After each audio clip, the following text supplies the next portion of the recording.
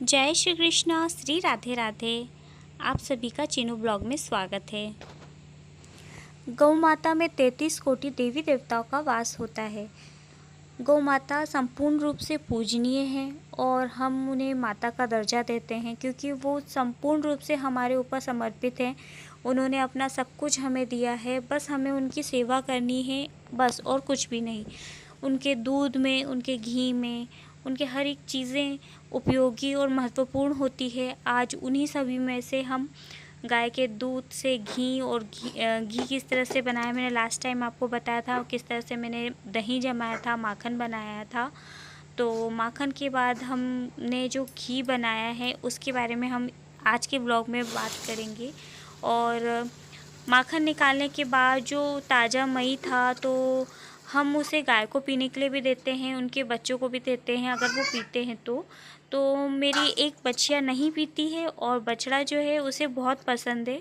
तो यहाँ मैंने उसे मई ला के दिया है और बड़े चाव से वो पी रहा है। इतना पीने के बाद उसे और डबल से ला के दिया था तो उसने वो भी पी गया था, क्योंकि ताज़ा मई जो रहता है ना वो खट्टा बिल्कुल नहीं रहता है। तो बड़े स्वाद के साथ वो पीता है, उसे अच्छा लगता है। तो मुझे भी अच्छा लगता है जब वो पीता है। तो यहाँ पर चीनू भी आ गया था उसके साथ मस्ती करने के लिए। कैसे पी रहा है? कैसे पी रहा है? पीने दो, पीने दो, पीने दो चीनू। कैसे पी रहा है चीनू?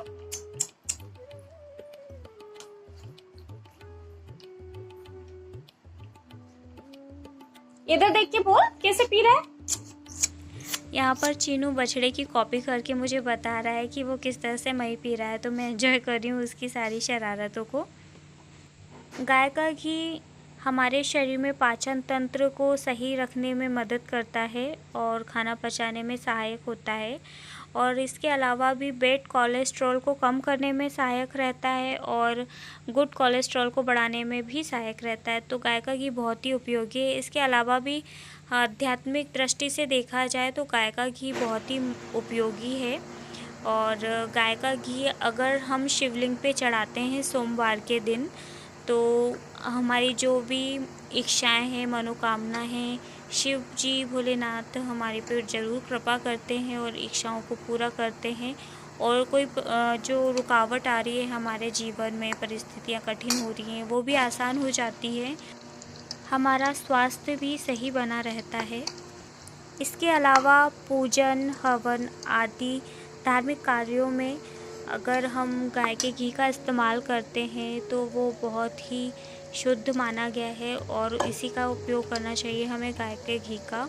तो हमारी पूजा बहुत ही जल्दी स्वीकार की जाती है, क्योंकि गौ माता में 33 कोटि देवी देवताएं हैं का वास होता है, तो इसलिए जल्दी ही लाभ हमें प्राप्त होता है और भगवान जी हमारी मनोकामना बहुत जल्दी से पूरी कर देते हैं। इसके अलावा भी जब हम गाय के घी का दीपक जलाते हैं, हम डेली जो दिया आरती पूजन करते हैं उसमें अगर हम गाय के दीपक का इस्तेमाल करते हैं, घी के दीपक का, तो जो भी हमारे घर में नेगेटिव चीज़ें हैं, नकारात्मक ऊर्जा होती है आसपास, वो नष्ट हो जाती है और सकारात्मक ऊर्जा का वास हो जाता है हमारे घर में और हमारा घर भी पूजनीय हो जाता है।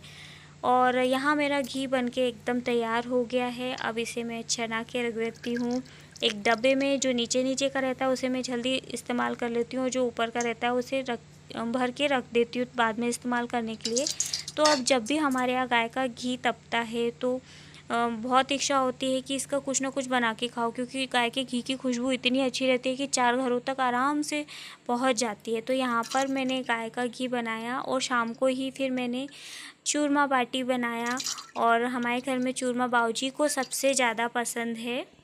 दाल बाटी चूरमा ये बहुत ही पुरानी हमारी हिंदू धर्म में और पुराने ज़माने के लोगों का फेवरेट फूड हुआ करता था और आज भी है हमारे घर में। तो दाल बाटी चूरमा जब भी कोई मेहमान आते हैं, जब बनाया जाता है तो चूरमा तो बहुत ही टेस्टी लगता है और बच्चों को भी पसंद आता है और पचने में भी आसान रहता है। बच्चों के लिए बहुत ही अच्छा रहता है, खाने में भी आसान रहता है। तो यहाँ पर लाइट चली गई थी इसलिए मैंने सब कुछ हाथ से ही पीसा है, शक्कर भी हाथ से ही कूटी थी और इसीलिए मुझे चालनी पड़ी थी। और यहाँ पर मैंने घी डाला है पर लिमिटेड डाला है, क्योंकि बाऊजी को ज़्यादा घी नहीं खिलाना है, इसीलिए मैंने कम डाला है। बाकी लोग ऊपर से ले लेंगे और ये मेरा चूरमा बन के एकदम कंप्लीट हो गया और बहुत ही टेस्टी बना था। वैसे तो मिक्सी में आसानी से आराम से हम पीस लेते हैं, पर हाथ का जब कुटा हुआ चूरमा खाया ना तो मुझे मिक्सी का चूरमे से ज़्यादा टेस्टी लगा। ज़्यादा अंतर तो नहीं रहता, पर कुटे वाले का कुछ अलग ही टेस्ट था।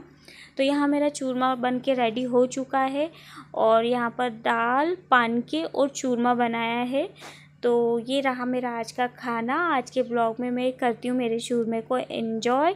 तो आप भी अपना प्यार यूँ ही बनाए रखिएगा और देखते रहिएगा चीनू ब्लॉग।